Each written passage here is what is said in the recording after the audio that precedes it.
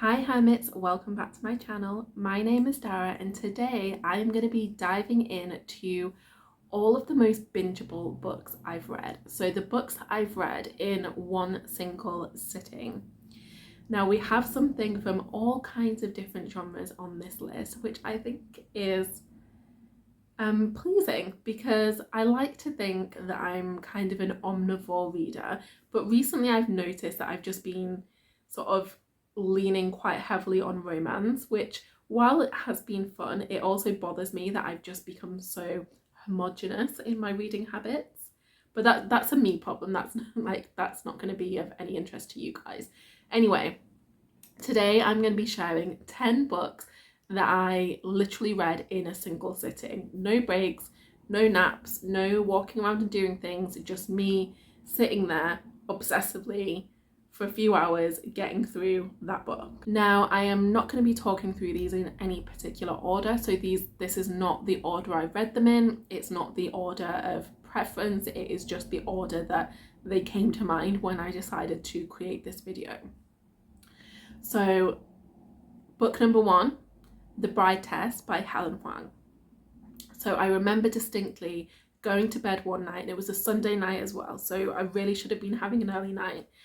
And I thought, I'm just gonna read a couple of chapters to help me get to sleep. And I just stayed up and read that entire book cover to cover. So if you've never heard of The Bride Test, it is the second installment in the Kiss Quotient series, which I'm calling it a series, but really these are sort of interconnected standalone novels, so it's no big deal if you read them out of order. But The Bride Test tells the story of a couple, obviously, and they are brought together by I can't remember the character names. Is it Kai and Esme?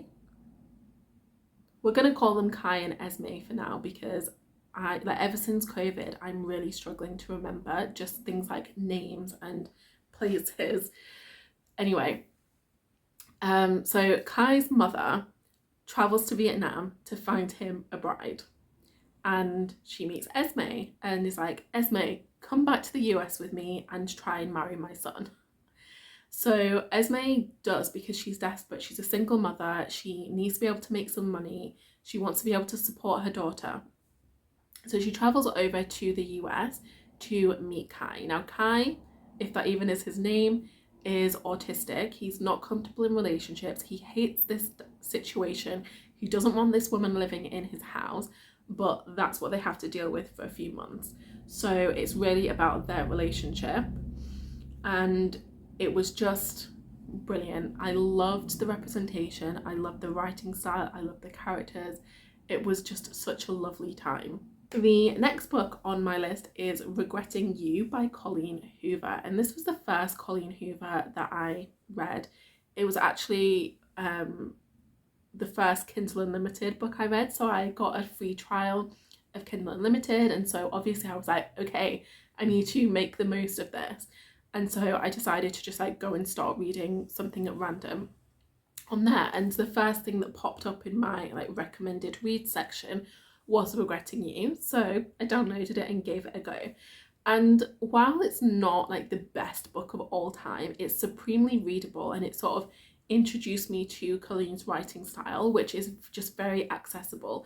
Her chapters are very short, her writing style is just very clear and pretty compelling, and so her books tend to just be very easy reads for me. And in fact, most of the books, in fact no, all of the Colleen Hoover books that I've read so far have been read in maybe 1, 2, maximum 3 sittings. So I think it is just a feature of her style. But Regretting You tells the story of a mother and a daughter very close to the beginning of the book. The father of the house, so husband, father, is killed in an accident, and he was kind of the glue that kept the family running calmly and seamlessly. And without him, obviously, they have a lot to deal with. So not only do they have to deal with their challenging relationship, but they're also dealing with grief. and it's really an exploration of that, of like motherhood, mother-daughter relationships, grief, secrets, lies, and I enjoyed my time reading it. Like I said, it's not the best book I've ever read, but it was fun, it was enjoyable, it was interesting, it was compelling, and it was a great sort of intro book to Colleen Hoover's style. Next we have The Butterfly Garden by Dot Hutchison, and this one is a thriller. So I don't want to give too much away. So essentially, women are going missing, and the butterfly garden is where they end up living once they're taken. So it's a place where the kidnapper is keeping them for his own ends. And this is the story of one of the women that is kidnapped and her attempts to free them all. I really don't want to give too much away because it was so good. It was so good. Kept me guessing. Really well written, really dark, really sinister. I enjoyed it so much, and the more I talk about it, the more I want to read it again. But I highly recommend it. But know that it is dark, it is creepy. Like, look up trigger warnings if you need to. But I really enjoyed it. I really enjoyed it. And I remember distinctly starting to read it while I was sat on the edge of my bed. I was just sort of like sat on the edge of my bed reading this book before like planning to watch a film, and I just never ended up getting in bed. I sat there for like 3.5 hours. I was really uncomfortable and achy by the end of it, but I just could not put this book down. It was so good. Next on my list is From Lukov with Love by Mariana Zapata, and I mean this is a feat because Mariana Zapata books are long and they are slow burn. This was probably close to 600 pages. It'll be between 500 and 600 pages. So reading it as in a single setting is quite the accomplishment. But I adored it. I just did not want to put it down. I got so attached to the characters, so immersed in the story. It was just such a delightful love story. If you have never heard me gush about this book before, then A, where have you been? B, like, hold the line, I'm about to do so now.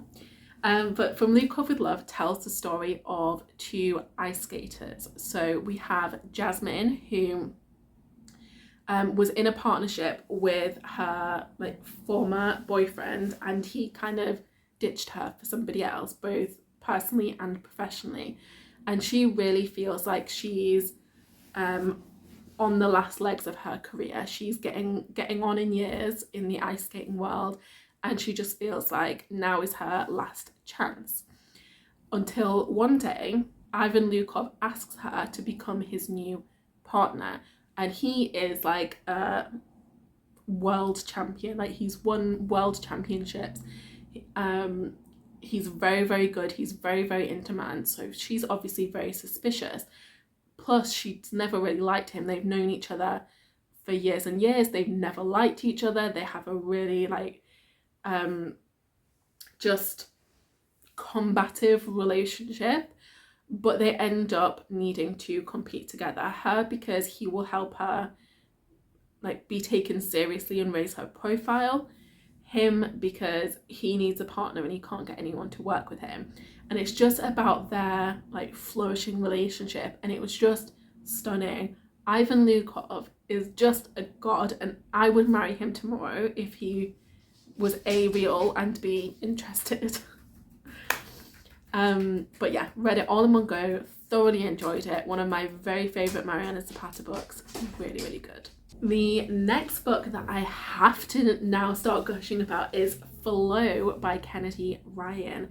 So this one is actually the only novella on the list. So it kind of feels like less of an accomplishment to read a novella in one go than a like 600-page slow burn romance.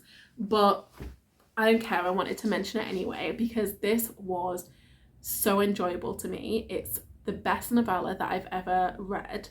One of the best romance series that I've ever read. The writing is impeccable. The level of depth and dimension to this romance is next level. So often romances are fluffy, they're superficial, they don't really care about anything other than a relationship, and to me, like, ew, that's not life. So reading the Grip series, this is the first book in the Grip series, was really, really refreshing. Flo tells the story of our two main characters, Bristol and Marlon, when they first meet. So they meet during one summer when she is spending a couple of weeks visiting her brother. He's her brother's best friend.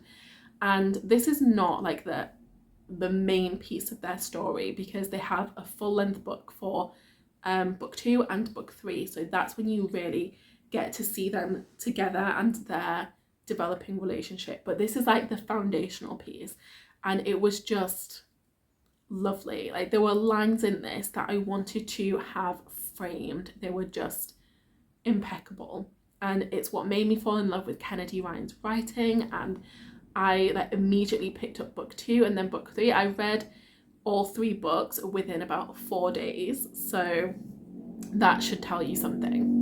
Next on the list we have Baby Doll by, oh my god, the name, it's Holly something. I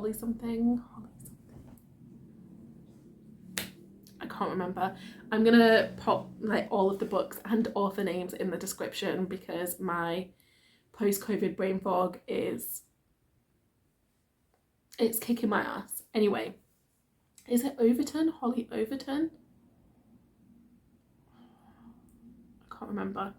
Baby Doll. Anyway, so this is the story of a young woman who was kidnapped. And I mean, I'm not even describing it correctly. So yes, she was kidnapped, but the story starts when she escapes. So she escapes and goes home to her family, and it's really about how they navigate life after her release, because they all thought that she was dead. They thought she was gone. They thought that they would never see her again because she'd been in captivity for many, many years. And it's really a story about sisterhood, because she was a twin and they'd had like a horrible fight on the day of the kidnapping. And so the way that this event had impacted the two sisters and their lives and their relationships and their mental health and all kinds of different things was just really fascinating. It was really well done. The plot was stunning. The characters were so real. I just loved it. This is the only audiobook on the list. I actually didn't really like the narrator, but the story was so good, I didn't care. I powered through and listened to it all in one sitting. And I never do that with audiobooks, because I read so much quicker than I can listen to books. But it was brilliant, and it's really stuck in my mind. I didn't think at the time it was going to become an all-time favourite, but honestly, I think about it so regularly. I definitely want to reread it at some point. I'm probably going to buy myself a physical copy. It's so good. And just seeing how a tragedy like that impacts different people in different ways, and the ripple effect it can have on a community as well. It was just so well done, so well written. Sorry if you can hear my dogs barking in the background. I just really, really enjoyed my time reading it. Next, we have You and Me on Vacation by, or People We Meet on Vacation if you're in the US, by Emily Henry. So at this point, everybody knows what this book is about. It is about two friends, Poppy and Alex, who every summer they go on a holiday together, but for the past 2 years they haven't. Something happens, they fell out, but they decide to reunite and go on one last trip, and it's really about their relationship through the years. And I loved this. I know that people either love it or hate it. I was on the love it camp. I have just this soft place in my heart for friendships that blossom into romance. I just think it's so beautiful when that happens, when you can have like a genuine foundation of a relationship with somebody before it turns into something even more exquisite. That just speaks to me. That speaks to the romantic in me, and I found it so relatable.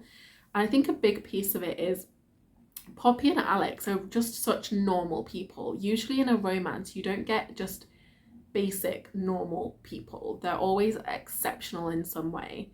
And that's not relatable because I don't consider myself to be particularly exceptional. But Poppy and Alex were so normal, like I could see myself in both of them. And that's just what made me feel the feelings of this love story. Next on the list is Eleanor Oliphant is Completely Fine by Gail Honeyman. I thoroughly enjoyed this book. I read it on holiday a few years ago, and I remember just like lying on a sun lounger for a good couple of hours reading the book, and then it started getting too hot, so I was like walking through the villa to the sofa, like reading as I was walking, because I couldn't like put it down for the 30 seconds it would take to walk to the couch. It was just so good, so gripping, really enjoyed it, really loved the character. So this tells the story of a woman, clearly named Eleanor Oliphant, who has a very like meticulously organized life. She has her routine, she is very clear on what she likes and what she doesn't like, and she doesn't particularly appreciate anyone who challenges that routine or makes a mess out of her life. And that is the case for a number of reasons. So you learn more about her past and traumas that she suffered in the past.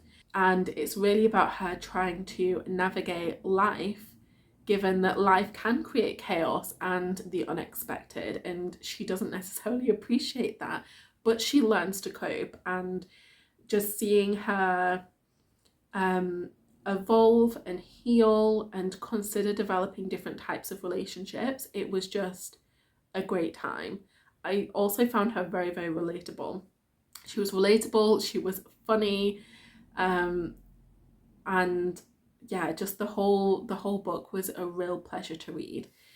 That's not to say that there weren't difficult moments. There definitely were. Like I said, she'd experienced trauma in her past, and so I would recommend you check out trigger warnings just to be on the safe side, but it doesn't necessarily like touch on those things with too much detail and too much depth, so like don't be too worried. But all in all, I really enjoyed it, and again, it's another one that I'm really looking forward to rereading. And then last but not least, we have The Wicked Deep by Shay Earnshaw. Now this is kind of like a witchy magical type of book. So this tells the story of a town that is cursed. So many moons ago, there were three sisters, three witches, who were put to death by the townspeople. And ever since, the ghosts of these witches have been haunting the town. And not just in your like casual Casper the Friendly Ghost kind of way, but every year in the summer, they, like the ghosts possess three, I believe it's like three girls from the town and drown three boys from the town. So it's almost like taking vengeance for the lives that were lost. And so this tells the story of one of those summers when our main character starts noticing that she can see who the ghosts are possessing. So that's never happened before. Nobody's been able to tell who was possessed. And yeah, it's whimsical, it's ghostly, it was just a great time. And this is another one that I read in the bath. I'm surprised I'm not permanently like wrinkled like a raisin, because I just sat in the bath and read that whole book cover to cover and had a great time doing it. But it's really great if you're looking for anything a bit witchy, anything a bit ghostly, anything mystical. Love it, loved it. And I love it when you can combine the magic with the sort of small town vibes. I think that's just such a lush combination, and The Wicked Deep really delivered on that. So there you have it, 10 books that I couldn't help but binge read all in one sitting. If you've read any of the books on my list, I would love to hear your thoughts in the comments below. Obviously keep them spoiler free so it doesn't ruin it for anybody else, but I would love to hear from you. And if you have any books that you've read in a single sitting, then let me know too. I'm always looking for recommendations, and if something was good enough for you to read it cover to cover in one go, then I want to hear about it. So leave your comment and let's chat. Okay, I'm gonna love you and leave you So have a fabulous day, and I will see you in my next upload.